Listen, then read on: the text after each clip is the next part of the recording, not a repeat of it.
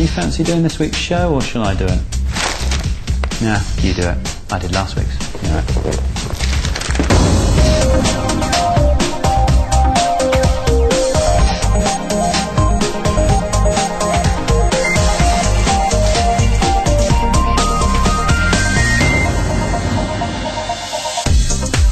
This week on Click, we're doubling up and taking you on a tour of a virtual world based on real life. Or is it the other way around? Could this be the new way to skive off work? We've got a fresh take on working from home that even your boss might like. Ever wanted to get TV on your PC? Well, we have the essential guide on how to do it. Kate picks out the gadgets you really, really don't want your friends to buy you. Welcome to Click. I'm Spencer Kelly. Wouldn't it be weird if you could create a copy of yourself? So there were two of you wandering around New York, Paris, Tokyo, Leighton Buzzard. Or maybe you could be in two different places at once, with your copy mirroring what you're doing elsewhere. Now, this is not Second Life that we're talking about. This is your first life twice. From the German capital Berlin, Dan Simmons and Dan Simmons report.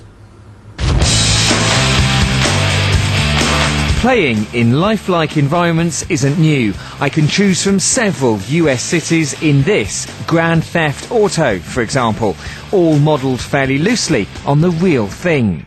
But if shoot 'em up isn't real enough for you, try a virtual world like Second Life. Here you play online in real time with other inhabitants. Although much of Second Life takes place in invented spaces, fantasy shops, clubs, islands. Perhaps the closest we've come to wandering around our globe is through 3D mapping applications, providing a snapshot of how things would look, say, in Berlin. For some time now, we've had the chance to explore the Earth virtually through Microsoft's Virtual Earth and through Google Earth. But now, for the first time, we're not just getting a chance to go and visit these places, we're getting a chance to live there. Nice shirt. Welcome to Twinity, an online world that can be entered through any computer, which is a virtual reflection to the real one.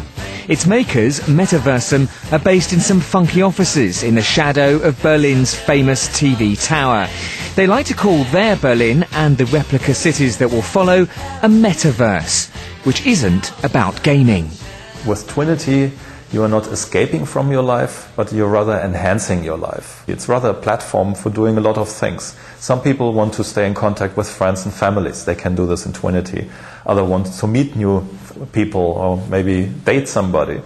Others want to use it to explore and do some virtual tourism, explore cities, explore spaces. Others want to shop, share things. But it's also good for working, for collaboration, for education, for many, many purposes. While Second Life and other worlds offer some stylised versions of cities, Twinity uses the 3D mapping data currently used for things like SatNav and Google Earth. One by one, each building is then made to look as it would in the real world.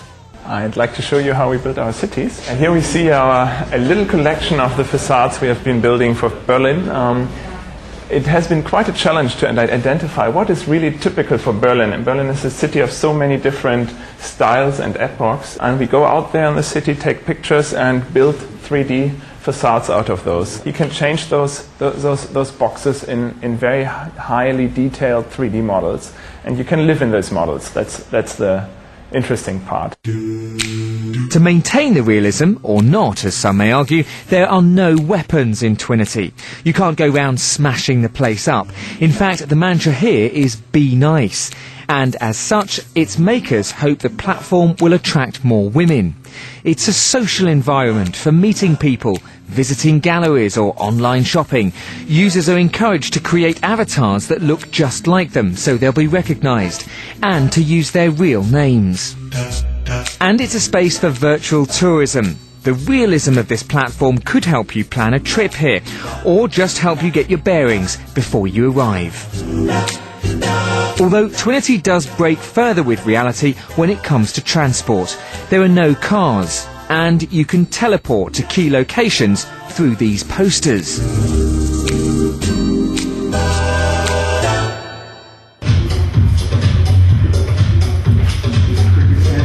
And while the clubs are the same as those in real life, trust me, I don't dance like that. But it does allow you to try out some moves. Not everybody feels cool enough and smart enough to just walk in a bar and talk up somebody. And still they would like to go out. But going out is expensive, takes time. It's much easier to go out in a virtual world. I mean, it's more comfortable, cost less. But it's also less dangerous, let's say, to talk to somebody and have a chat and have a good conversation.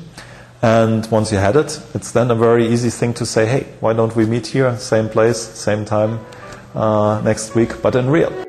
With the real and virtual much more closely entwined, just be careful who you make friends with. Dan Simmons virtually losing himself in London and Berlin.